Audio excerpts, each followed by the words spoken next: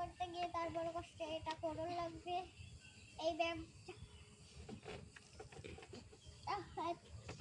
আমার নানু ডায়াবেটিসের আটে ব্যথা করে রোগ, তারপর আমরা এটা একটু সহ্য করে দিই।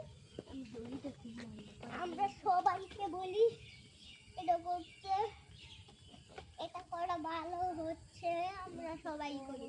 এটা হচ্ছে ডায়াবেটিসের জন্য। প্রত্যেকদিন সকাল সকাল উঠে ঘুম থেকে উঠে আগে দাঁত ব্রাশ করে পরে এই ব্যায়ামটি করে লাগবে। প্রথমে হাঁটল লাগবো, তবে ভুল লাগবো।